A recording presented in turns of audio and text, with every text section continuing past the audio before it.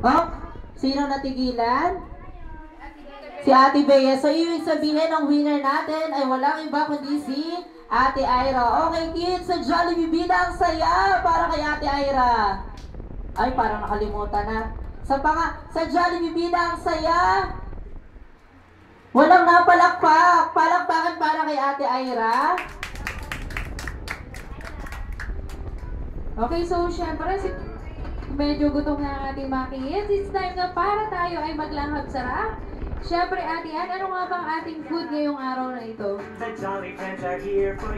Okay, so syempre kids, may papawala ang food sa inyo si Ate Mika. Kung sino yung makakasagot, meron din kayong prize. Galing kay Kuya JJ. Syempre, para sa inyo yan. Galing kay Kuya JJ.